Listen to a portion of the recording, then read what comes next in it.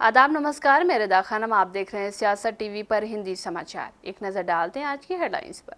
कांग्रेस नेता उदित राज का पीएम मोदी पर हमला, कहा मोदी जी झूठ बोल बोलकर यहां तक पहुंचे। दिल्ली विधानसभा में कैग रिपोर्ट पेश, शराब नीति को लेकर रिपोर्ट पेश हुई। दिल्ली विधानसभा में भारी हंगामा, आपके सभी विधायक निलंबित। आजम खान को बड़ी राहत, 17 महीने के बाद हरदोई जेल से रिहा हुए अब्दुल्ला आजम। सीएम योगी पर अखिलेश यादव का तंज, बोले महाकुंभ में कई बार जाकर भी उनका वैचारिक उद्धार नहीं हुआ। मोदी द्वारा नीतीश कुमार को लाडला मुख्यमंत्री बताए जाने पर बेटे निशांत ने कहा कि गठबंधन में है तो बोलेंगे ही। गाजा के बाद वेस्ट बैंक में घुसा इजराइल, 29 लाख फिलिस्तीनियों को विस्थापित होने का डर। अब समाचार विस्तार से। 1984 सिख विरोधी दंगा मामले में दोषी कांग्रेस के पूर्व सांसद सज्जन कुमार को राउज एवेन्यू कोर्ट ने उम्र कैद की सजा सुनाई है। सज्जन कुमार दिल्ली कैंट मामले में पहले से ही उम्र कैद की सजा काट रहे हैं। उन्हें 1 नवंबर 1984 को दिल्ली के सरस्वती विहार इलाके में 2 सिखों जसवंत सिंह और उनके बेटे तरुणदीप सिंह की निर्मम तरीके से हत्या के मामले में आज कोर्ट ने सजा सुनाई। सालों के बाद भी अगर जस्टिस मिला है और उम्र कैद हो जाए, हम सरकार के पास जाएंगे और उनसे दरखास्त करेंगे कि अपील में जाएं और हायर कोर्ट से इसके लिए फांसी लेके आएं। इससे कम हमें कुछ भी मंजूर नहीं है। इस निरशंस हत्यारे को कम से कम फांसी तो होनी चाहिए। हम इसके लिए दरखास्त करेंगे। आप जो भी उम्र कैद का फैसला है संतुष्ट हैं कि ना? नहीं, बिल्कुल संतुष्ट नहीं है कि हजारों लोगों की हत्या हो गई हो, सड़क के ऊपर जिंदा जला दिया गया हो और इतने सालों के बाद इंसाफ मिले और वो भी उम्र कैद का, तो ये कोई मायने नहीं रखता है। हम दरखास्त करेंगे सरकार से कि वो अपील में जाएं, हायर कोर्ट जाएं और वहां से फांसी की सजा लेके आए। सज्जन कुमार को आज दूसरे केस में लाइफ सेंटेंस हुई है। मैं देश के प्रधानमंत्री नरेंद्र मोदी जी का धन्यवाद करता हूं, गृह मंत्री जी का धन्यवाद करता हूं, जिन्होंने एसआईटी बनाकर इन केसों को चलाया था। दोबारा से 35 साल से बंद पड़े केस थे और सज्जन कुमार जैसे लोग, जगदीश टाइटर, एचकेएल भगत जैसे लोग, कमलनाथ जैसे लोग मंत्री और मुख्यमंत्री और एमपी बने घूमते थे और हमें आंखें निकाल कर दिखाते थे। और आज हमें इस बात की तसल्ली है, मेरी कम्युनिटी कहीं ना कहीं इस बात पे अपने आप को तसल्ली महसूस करती है कि इन लोगों को कम से कम हिसाब देने का समय तो आया। दूसरे केस में सजाए उम्र कैद हुई है, हम सजाए मौत की उम्मीद कर रहे थे, लेकिन मैं फिर भी धन्यवाद करता हूं। इसके आगे हम रणनीति बनाएंगे, क्या करना है, क्या सजाए मौत के लिए हमें जाना, हाईकोर्ट में बैठकर हम तय करेंगे। लेकिन मैं अभी इसमें संतुष्टि है जरूर कि इस लड़ाई में कम से कम हमें यह तसल्ली है, अगली बारी जगदीश टाइटर की और कमलनाथ की। कांग्रेस नेता उदित राज ने प्रधानमंत्री मोदी के बयान पर प्रतिक्रिया देते हुए कहा कि मोदी जी झूठ बोलते हैं और झूठ बोल बोलकर यहां तक पहुंचे हैं। उन्होंने कहा कि मोदी ने जंगल राज की बात की, लेकिन तेजस्वी यादव के दौरान बिहार में 5 लाख नौकरियां दी गई। उदित राज ने यह भी कहा कि बिहार का विकास लालू यादव के समय हुआ, जिन्होंने दलितों और पिछड़ों के लिए काम किया। मोदी जी झूठ बोलते हैं और झूठ बोल बोल करके यहाँ तक पहुंचे हैं। एक कहावत है कि एक बार झूठ बोलो और फिर बार बार बोलो तो वो झूठ सत्य हो जाता है। वही अब हाल है। एक बात पकड़ करके कि जंगल राज, लेकिन तेजस्वी 17 महीने तक के लिए ही मुख्यमंत्री थे, लगभग 5 लाख नौकरी दी। तो बिहार को कौन आबाद कर रहा है, बिहार का विकास कौन कर रहा है? एक बात है, जिस बिहार के अंदर सैकड़ों को भून दिया जाता था और चारों तरफ से घेर करके बस्ती जला दी जाती दलित पिछड़ों का, लालू जी ने उनको स्वर्ग दिया, आजाद किया। यही बात चुभ रही है बाकी नरेंद्र यादव जी और नरेंद्र मोदी जी को कि लालू जी ने इनको स्वर दिया और इनको इनमें विश्वास दिलाया। और जहां तक राम मंदिर की बात है, ये तो भारतीय जनता पार्टी का प्रायोजित कार्यक्रम था, पॉलिटिकल कार्यक्रम था। राम क्या इनके कहने से पैदा हुए हैं? क्या राम, भगवान राम को क्या एक जगह कैप्चर कर रखा है? क्या किया जा सकता है? भगवान राम है तो कड़कड़ में है, वो सदियों से चल रहे हैं। भारतीय जनता पार्टी ने उनको नहीं जन्म दिया है, उनका या पैदा नहीं किया है। विपक्ष की मर्जी अपने घर में भगवान राम की पूजा करे या अन्य मंदिर में पूजा करे, ये आस्था का सवाल है। कि भारतीय जनता पार्टी का जो पॉलिटिकल प्रोग्राम था उसमें जाकर के शामिल हो गए। आम आदमी पार्टी की नेता प्रियंका कक्कड़ ने कहा कि इससे बड़ा अपमान और क्या होगा कि भाजपा बार बार अपनी दलित और सिख विरोधी मानसिकता दिखा रही है। जिस व्यक्ति ने आपको सदन के अंदर पहुंचाया, जिनके नाम पर आप शपथ लेते हैं, आपने उन्हीं की फोटो हटा दी। आपके मन में उनके प्रति क्या आदर है, ये इससे स्पष्ट होता है। इससे बड़ा इंसल्ट क्या होगा। ये लोग अपनी मानसिकता बार बार दिखा रहे हैं। ये अपनी दलित विरोधी मानसिकता का और सिख विरोधी मानसिकता का एक बार फिर से प्रदर्शन किया है भाजपा ने। जिस व्यक्ति ने आपको उस सदन के अंदर पहुंचाया, जिनके नाम पर आप शपथ लेते हैं, आपने उनकी ही फोटो हटा दी। आपके मन में उनके लिए क्या रिस्पेक्ट है, ये इससे दर्शाता है। ये दर्शाता है कि आप दलित विरोधी हैं, बाबा साहेब अंबेडकर विरोधी हैं, आप भगत सिंह, शहीद आजम भगत सिंह विरोधी हैं। हमने ये एक निर्णय लिया था कि किसी भी हमारी सरकार में किसी भी नेता की फोटो ना ही किसी कार्यालय में लगेगी, ना ही सचिवालय में लगेगी। इन्होंने आते ही प्रधानमंत्री मोदी की और द्रौपदी मुर्मू जी की फोटो लगा दी। ठीक है, उनकी भी लगाइए, पर आप बाबा साहेब की फोटो कैसे हटा सकते हैं? आप शहीद भगत सिंह की फोटो कैसे हटा सकते हैं? ये बेहद गलत है। इस पर जवाब देना चाहिए भाजपा को। दिल्ली की मुख्यमंत्री रेखा गुप्ता ने आबकारी नीति 2024 पर कैग रिपोर्ट आज दिल्ली विधानसभा में पेश की। इस दौरान विधानसभा अध्यक्ष विजेंद्र गुप्ता ने कहा कि ये जानकर आश्चर्य होता है कि 2017-18 के बाद से कैग की रिपोर्ट विधानसभा में पेश नहीं की गई थी। उन्होंने बताया कि इस संबंध में तत्कालीन विपक्ष के नेता के रूप में उन्होंने और विपक्ष के 5 अन्य नेताओं ने राष्ट्रपति और विधानसभा अध्यक्ष से अनुरोध किया था कि रिपोर्ट को विधानसभा में प्रस्तुत किया जाए। उपयोग किया जा रहा है। यह आश्चर्यजनक तथ्य है कि वर्ष 17-18 के बाद से 2017-18 से सीएजी की रिपोर्ट को सदन पटल पर प्रस्तुत नहीं किया गया है। इस संबंध में विपक्ष के तत्कालीन नेता,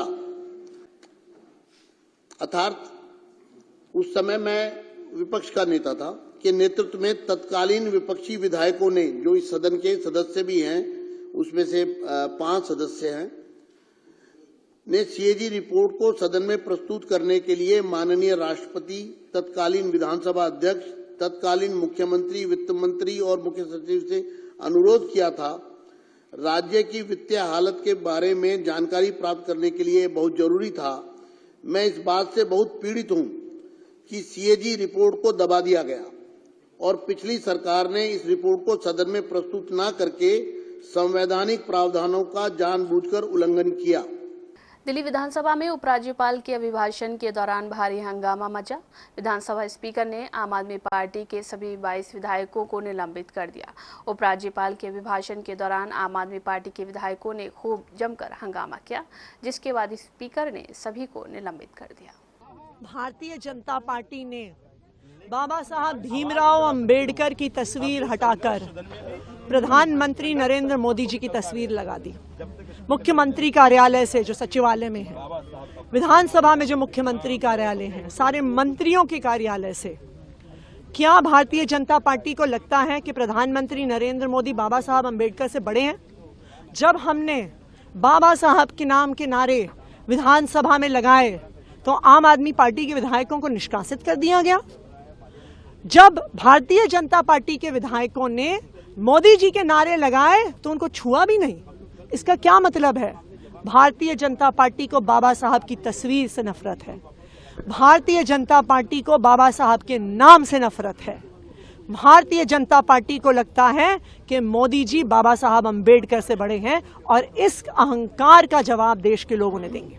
एलओपी आतिशी समेत आपके सभी 22 विधायकों को विधानसभा से निलंबित किए जाने पर पार्टी सांसद संजय सिंह ने कहा कि भाजपा सरकार ने बाबा साहेब अंबेडकर और भगत सिंह की तस्वीरें हटा दी। अगर वे हमारे महान नेताओं का अपमान करेंगे तो क्या हमारी पार्टी इस मुद्दे को विधानसभा में नहीं उठाएगी? बाबा साहब डॉक्टर भीमराव अंबेडकर जी भारत के संविधान के रचयिता हैं, यानी कि ये देश के नियमों और कानूनों के मुताबिक चलेगा।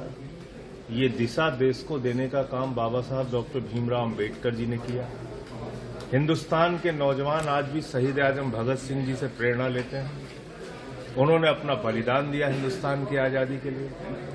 और भारतीय जनता पार्टी की मानसिकता जो हमेशा से राष्ट्र विरोधी रही है, उन्होंने बाबा साहब डॉक्टर भीमराव अंबेडकर जी की फोटो हटा दी, उन्होंने शहीद आजम भगत सिंह जी की फोटो हटा दी। आप हमारे महापुरुषों का अपमान करेंगे तो हमारे पार्टी के विधायक क्या ये मुद्दा नहीं उठाएंगे सदन में? और सदन में अगर उठाएंगे तो आप उनको मार्शल से घसीट के बाहर करवाएंगे। तो ये तो मेरे ख्याल से पूरा देश अब ये जान गया है कि भारतीय जनता पार्टी दरअसल बाबा साहब डॉक्टर भीमराव अंबेडकर जी से नफरत करती है।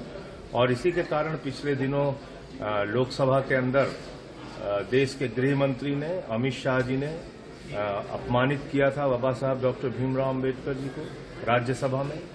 और अब ये दिल्ली के अंदर नई सरकार जो बीजेपी की बनी है वो यही काम। संजय जी, मगर उनका कहना है कि और वो बाबा साहब की फोटो वहाँ लगी हुई है। आप देखिए तस्वीरें, जहाँ पे मुख्यमंत्री बैठे हैं वो तस्वीरें देखिए, हट गई कि नहीं है?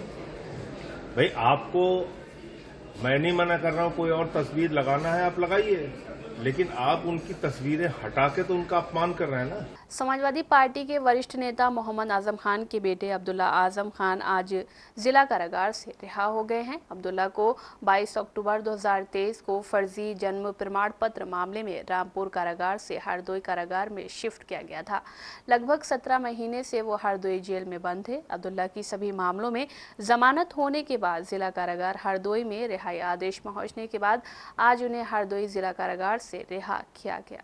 बीते दिन यानी सोमवार को एमपी एमएलए मजिस्ट्रेट ट्रायल न्यायालय से उनकी रिहाई के परवाने हरदोई जिला जेल को भेज दिए गए थे और आज जब उनकी रिहाई हो गई है तो उनके समर्थकों का जमावड़ा जिला कारागार के बाहर गेट पर लगा हुआ नजर आया, जिसमें सपा के नेता भी शामिल हैं। मुरादाबाद की सपा सांसद रुचि वीरा भी हरदोई पहुंची और उन्होंने कहा कि न्यायपालिका पर पहले भी भरोसा था, अब भी है, न्याय मिलता रहेगा और आगे भी भरोसा है। अब्दुल्ला की रिहाई को लेकर उनके समर्थक रामपुर से लेकर कई अन्य जिलों के कारागार पहुंचे। समर्थकों की भीड़ को देखते हुए पुलिस प्रशासन भी जिले में धारा 144 लगे होने का हवाला देकर जिला कारागार के आसपास भीड़ न करने की चेतावनी देता नजर आया। ऐसे में अब्दुल्ला आजम के समर्थक छोटे छोटे गुटों में कई जगह पर अलग अलग खड़े नजर आए। यूपी के पूर्व मुख्यमंत्री और समाजवादी पार्टी के मुखिया अखिलेश यादव ने एक बार फिर से महाकुंभ में अव्यवस्थाओं सूबे की योगी सरकार पर जमकर निशाना साधा। उन्होंने सोशल मीडिया पर महाकुंभ में मची भगदड़ वाले दिन की एक तस्वीर शेयर करते हुए कहा कि महाकुंभ में जिन्होंने अपनों को तलाशा उन्हें ना तो अपने उन परिवार वालों का नाम मृतकों की सूची में मिला। इसके साथ ही अखिलेश यादव ने यूपी सरकार पर हमला करते हुए कहा कि कुछ लोगों ने महाकुंभ में राजनीतिक अवसरवाद को तलाशा और उनको आत्मप्रचार का माध्यम मिला, लेकिन उन्होंने अपनी नैतिकता, सत्यनिष्ठा और मानवीय संवेदनाओं को खो दिया, साथ ही वाणी पर संतुलन को भी खो दिया है। सपा प्रमुख ने आगे कहा है कि अशोभनीय कथनों का उच्चारण बताता है कि मानसिकता जब नकारात्मकता के चरम पर होती है तो देश, काल, स्थान की गरिमा का ख्याल न रखते हुए शब्दों के रूप में प्रकट होती है। उन्होंने कहा है कि महाकुंभ जैसे पावन, पवित्र, धार्मिक, आध्यात्मिक पर्व के संबंध में बोलते समय शब्दों का चयन इस अवसर के मान और प्रतिष्ठा के अनुकूल होना चाहिए, लेकिन ऐसा नहीं है। अखिलेश ने तंज कसते हुए कहा है कि महाकुंभ में कई बार जाकर भी जिनका वैचारिक उद्धार नहीं हुआ, उनके पाप और पतन की सीमा भला कौन नाप सकता है। ऐसे कथनों से जिन सुधीजनों को ठेस पहुंची है, उनसे निवेदन है कि ऐसे लोगों के प्रति सहानुभूति की भावना रखें, न कि आक्रोश की। देश के प्रधानमंत्री नरेंद्र मोदी बीते सोमवार को बिहार के भागलपुर गए तो उन्होंने नीतीश कुमार को लाडला मुख्यमंत्री कह दिया। लाडला कहे जाने पर नीतीश कुमार के बेटे निशांत कुमार की प्रतिक्रिया सामने आई है। आज पटना में पत्रकारों से बातचीत में निशांत कुमार ने पीएम मोदी के बयान पर कहा कि हाँ, गठबंधन में है तो बोलेंगे ही। हमारे बीच नहीं है, स्वाद का दुख है, वो जहाँ भी रहे खुशी से रहे, उनका आशीर्वाद मुझ पर बना रहे, यही कामना करता हूँ। कल प्रधानमंत्री ने बिहार आए थे और अच्छा ठीक है, पिता को भी लाडले मुख्यमंत्री बताया है। हाँ, तो गठबंधन है तो बोलेंगे ही। अच्छा है, काम किया उन्होंने जी। तो हम आप मीडिया के माध्यम से इस राज्य के सारे युवाओं को, वृद्ध उम्र के हर तबके के लोगों को आह्वान करते हैं कि वोट करें। विकास किया है पिताजी ने। पिछले बार आप लोगों ने 43 सीट दे दिया, तब भी उन्होंने विकास का क्रम जारी रखा, तो इस बार थोड़ा सीट बढ़ाना मांगता है। ताकि आगे भी पिताजी विकास जारी रखें। चर्चा ये हो रही है कि आप राजनीतिक में आने अरे चलिए, कार्यकर्ताओं की भी डिमांड और अपने पार्टी के कार्यकर्ताओं को भी मैं आह्वान करता हूं, जाइए जन जन तक पिताजी की नीतियां जो उन्होंने 19 साल में काम किया है, विकास किया, उसको जन जन तक पहुंचाएं। जनता को मालूम होना चाहिए ना कि क्या होना चाहिए, उसमें कमी नहीं होनी चाहिए, तब जाके जनता समझे कि हाँ ये लायक है तो ठीक है। 25 में भी मुख्यमंत्री नीतीश कुमार जी एनडीए भी घोषित करें और हमारे जेडीयू भी कार्यकर्ता सारे नेता सब मिलकर घोषित करें, एनडीए भी घोषित, सीएम है और सीएम के उनके नेतृत्व में हमारी सरकार बने, फिर से विकास का क्रम जारी रखें जनता के बीच। अरे चलिए, ये तेज प्रताप यादव कह रहे हैं कि आप भी यंग हैं, आपको राजद ज्वाइन कर लेना चाहिए। अरे बातें हैं, अरे भाई जो भी कहें, जनता के दरबार में चलते हैं, वो बताएंगे क्या करना है, जनता देखेगी। बिहार के पूर्णिया से निर्दलीय सांसद पप्पू यादव ने कहा कि लालू यादव मेरे सम्मानित नेता हैं, कांग्रेस के बिना भाजपा को हराना मुश्किल है, गठबंधन है और कांग्रेस अपनी ओर से गठबंधन नहीं तोड़ती है। लालू यादव का सम्मान है तो कांग्रेस का भी सम्मान है। मुझे लगता है कि बिहार की जनता कांग्रेस के साथ खड़ी होगी। प्रधानमंत्री द्वारकाधीश बन के आए थे पहली बार, बोला मैं यादव, मैं एक बाप का बेटा हूँ, विशेष राज का दर्जा दूंगा, और लास्ट में आए तो कह दिए मेरा लाडला है। बेटा थे नीतीश कुमार जी, 1 साल के बड़े छोटे हैं दोनों, इस बात को लेके लाडला है आपके। आपने डीएनए को गाली दिया था, आपने कहा था ये महिला विरोधी है, आपने नीतीश कुमार जी को आज तक कोई अपमान करने छोड़ा, और जिसको जिसको पैर छुआ, बाला साहब ठाकरे, जोशी, अडवाणी, किसको बख्शा? जो बीजेपी के साथ गया वो मरा, नवीन जी को मार दिए, शिंदे को मार दिए, रेड्डी को मार दिए, हनुमान को मारे, अब नीतीश कुमार जी को लाडला कह के मारे। ये बोले कि मेरे मुख्यमंत्री हैं, ये बोले कि हम इनके नेतृत्व में लड़ेंगे। ये आप यहाँ काहे लाए थे? जनता का पैसा का लूट करने, मार्केटिंग करने। उनका एक ही काम होता है जुमलाबाजी, झूठ। एक बार वो भागलपुर एयरपोर्ट, रक्सौल और मुजफ्फरपुर एयरपोर्ट की बात नहीं की, एक बार डालमिया नगर, दरभंगा की दाल चीनी मिल, पेपर मिल, मधेपुर की दूध फैक्ट्री, हमारी मछली जो मुझे चाहिए, हम बाहर का मछली नहीं आने देंगे, हम रोकेंगे आंध्रा की मछली। हमारे दूध का प्रोडक्ट जो बिकेगा वो बिहार का बिकेगा, बाहर का नहीं बिकेगा, हम नहीं आने देंगे। मखान 90% पूर्णिया से देते हैं, कटिहार से, हम दुनिया को बेचेंगे। आप दुनिया के लिए केंद्र बनाइए, आप उस पे चर्चा नहीं किए, आप हाईडेम पे चर्चा नहीं किए, आप फरक्का और भीरपुर बैरेज पे चर्चा नहीं किए, आप चाय बागान और अनानस की खेती में और किशनगंज पे चर्चा नहीं किए, आप जमालपुर के रेलवे को बंद कर दिए, चर्चा नहीं किए, सिगरेट फैक्ट्री की चर्चा नहीं किए। लोक जनशक्ति पार्टी रामविलास के प्रमुख और केंद्रीय मंत्री चिराग पासवान ने आज विपक्ष के प्रधानमंत्री नरेंद्र मोदी के झूठ बोलने के आरोप लगाने पर पलटवार किया। चिराग पासवान ने कहा कि प्रधानमंत्री ने क्या झूठ बोला है ये बताएं। आजकल विपक्ष की आदत बन गई है कि झूठ बोलना और भाग जाना। पत्रकारों से बातचीत करते हुए केंद्रीय मंत्री चिराग पासवान ने कहा कि भारत एक लोकतांत्रिक देश है और देश की जनता ये सब बातें देखती है और उसी के आधार पर अपना फैसला करती है। क्या झूठ बोले बताएं तुम। आजकल ना विपक्ष की ये आदत बन गई है सिर्फ आरोप लगाना और भाग जाना। और देश भारत एक लोकतांत्रिक देश है, देश की जनता ये सब बातें देखती है और उसी के आधार पर अपना फैसला करती है। एक झूठ बोलने वाले मुख्यमंत्री दिल्ली में भी थे जो बड़े बड़े दावे वादे कर आए थे। क्या किया देश की जनता ने 10 साल के बाद उनके साथ? उनको दिल्ली की सत्ता से बाहर कर दिया। इसी तरीके से अगर देश में कोई झूठ बोलता है तो लोकतंत्र में इतनी ताकत है कि उस व्यक्ति को अगले चुनाव में जनता अपना फैसला सुनाती। अब यही पैमाना है, यही मापदंड है, जिस मापदंड की बात आदरणीय लालू जी कर रहे हैं, ये वही मापदंड है कि देश की जनता ने निरंतरता में अगर तीसरी बार मेरे प्रधानमंत्री आदरणीय नरेंद्र मोदी जी पे भरोसा किया है तो इसका मतलब कहीं ना कहीं पिछली 3 बार से वो अपने वादों पर, अपनी बातों पर खरा उतर रहा है। आज की तारीख में प्रधानमंत्री मोदी के वादे, उनके वादों को पूरा करने की गारंटी है और यही कारण है कि आज तीसरी बार, ये कोई सामान्य बात नहीं है कि एक ही सरकार, एक ही व्यक्ति लगातार निरंतरता में 3 बार चुनकर आ जाए। इससे पहले जब ये हुआ था, आज से लगभग 6 दशक पहले, उस वक्त परिस्थितियां अलग थी, उस वक्त विकल्प नहीं थे। राजस्थान विधानसभा में बजट सत्र के दौरान विधायकों के निलंबन को लेकर सत्तारूढ़ भाजपा व प्रतिपक्ष कांग्रेस के बीच गतिरोध लगातार 5वें दिन भी जारी है।